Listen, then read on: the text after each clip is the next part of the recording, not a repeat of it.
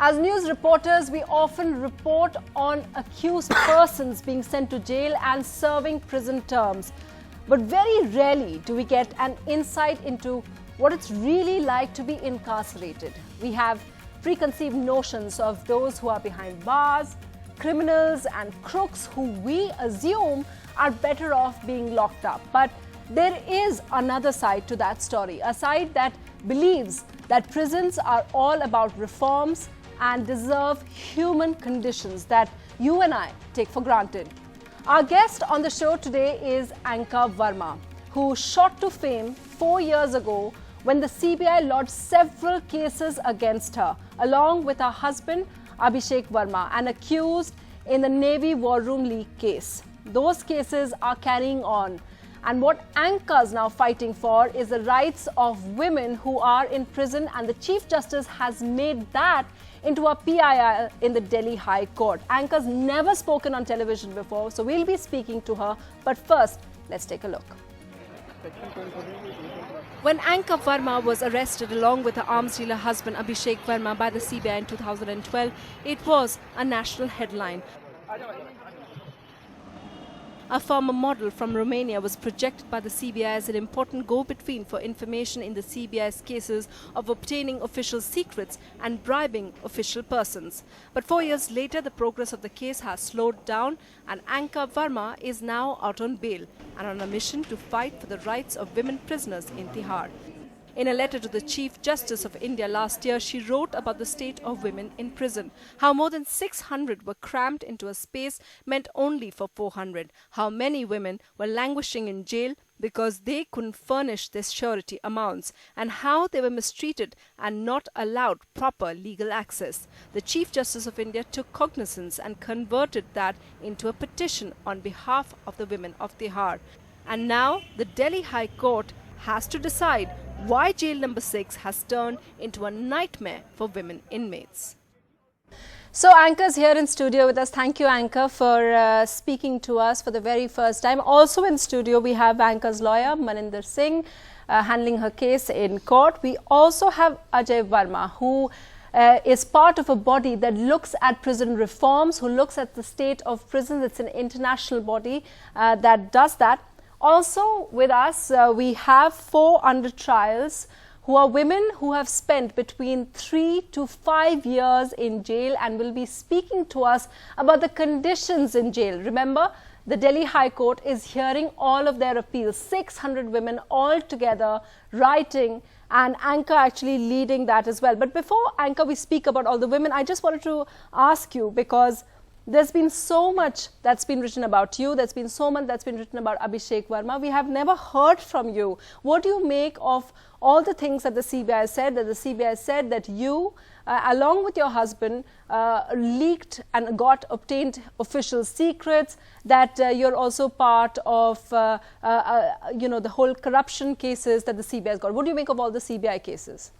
In the year 2012, I was falsely implicated in the cases, in the present cases of CBI, along with my husband. The present cases are in the court for the moment, so I don't think we can go in the detail of the case. It's sub judice, that's It's sub judice, yes. But, CBI made you out. There was a lot of speculation at that time. And how did you end up? Because I think what our viewers don't know is that you ended up you were arrested just 4 days after getting married? Yes, 5 days. So it was quite a shock being someone who lived in Europe to ending up right in Tihar. As regarding the charges, I think this is the duty of the judges and the prosecution to prove their case. So, and regarding our marriage, yes, it was 5 days before our arrest. We were supposed to live in a honeymoon, but we went to Tihar honeymoon, how should I say? Tihar honeymoon. Yes. Okay.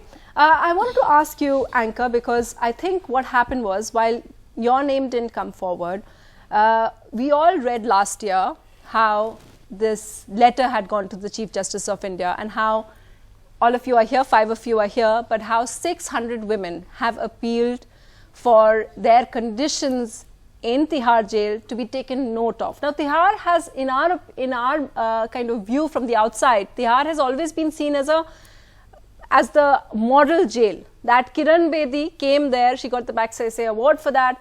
She came and she completely reformed it. What happened inside Tihar that you had to write a letter of help? During my incarceration in Tihar jail for almost 4 years, I came across to many poor people, poor ladies which are unaware of their cases. So first they are unable to pay their lawyers which can defend the case before the court. They don't have mulakat for a long time. They could not see their child for a long family. We should tell our viewers, when Anca says they don't have mulakat for a long time, mulakat is a system in jail. Meeting their family. Meeting their families, where you and your families are allowed to come and meet you twice a week. Yes, twice a week, where three person, family or friends, they can visit you for 30 minutes and you can see them through a window, glass window.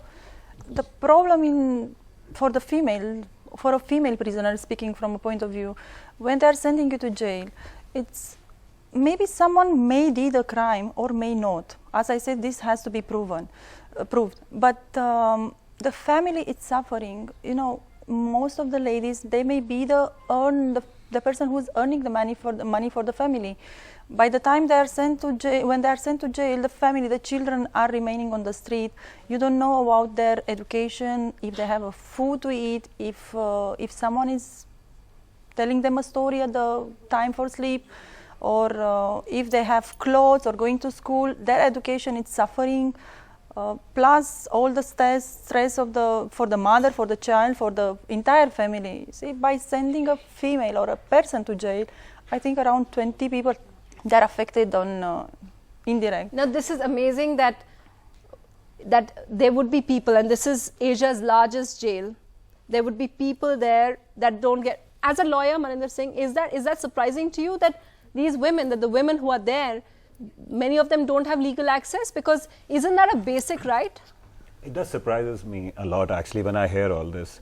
Actually, you see, when we read in papers, and as a lawyer, as an officer of the court, as a person who is in the bar for the last about 24 years, I read that Delhi court does provide about legal services. There is a Delhi legal services, there is a legal services in trial courts. But what comes as a surprise is when you speak to these under trials, and they come and tell you that the lawyer came and no access was provided, that there was no check, he did not help us. So in that situation, what happens is these people who are in jail, they are coming to somebody like Anca, who can write, who can read English, who can understand the law. And that's how everybody started coming to her, because they are not getting that kind of a help from lawyers which they should get. As a legal services lawyer who goes to jail, he is supposed to help every inmate with his application, with his case, or maybe if they want to know something, but it does surprise me. I want to ask, आप सबके वकील थे? आप लोग सबने 3 से 5 साल सबके वकील थे? मिलते थे आके? सरकारी लॉयर थे, लेकिन वो आके मिलते थे आपको? नहीं, कभी नहीं मिले? नहीं। आपको पता था कौन था लॉयर? हाँ। और लेकिन कभी नहीं मिलने? नहीं। See, the system what existing today in Tihar or all over India, but I will specifically talk about Tihar. As number one, as Anca pointed out about the person who are incarcerated in jail and what happens to their kids' education. And I wanted to inform you that last year, pursuant to the High Court direction, there is a policy formulated by Delhi government that anybody's parent, one of the parent who is lodged in any case, that their kids will get a stipend of 3,500 approximately, so that they can't stop their studies, or if there somebody has to pay the school fees or some. This is one aspect. Now, second is legal aid. Yes. See, the State Legal Service Authority in Delhi has various districts. So every district, there is a secretary who is judge, who comes on deputation, and in Tihar, one jail is adopted by each secretary. Now, there are various structure. One is that the jail visiting advocates visiting in jail on behalf of the legal service district legal service authorities for the under trials for the district courts. Now, there are other lawyers who are coming from High Court Legal Service Committee to the jail, and they are rendering assistance for the purpose of drafting the application and appeals to be filed in the High Court. Yeah. there are two categories of lawyers. So everybody is giving them legal aid. Now, there are issues. There are issues is that some inmates don't get access to those lawyers. That's why the directions are issued that the lawyer should go to the inmates even in Muliza wards. Yeah, And but I also heard that lots of lawyers just take the money from the women and never come back. So that's a problem as well, right? Anca, did you see that happening with a lot of the women who were there? I'm sorry, I'm interrupting here. The money aspect, I don't think so that any legal aid lawyer is authorized to charge any money. And I think if that thing happens, that should be reported to the superintendent and the legal service authority immediately so that the lawyer's access is stopped. Now, in case that majority of the inmates I have come across when I conduct the awareness event on behalf of my organization is they have some private lawyers or they paid some lawyer, and especially the person who was not Indian citizens, they paid a lawyer a fees who does not come up in court. Right. He's not filing the application. What do? They can approach the legal service authority or they can ask the court, but that's the problem.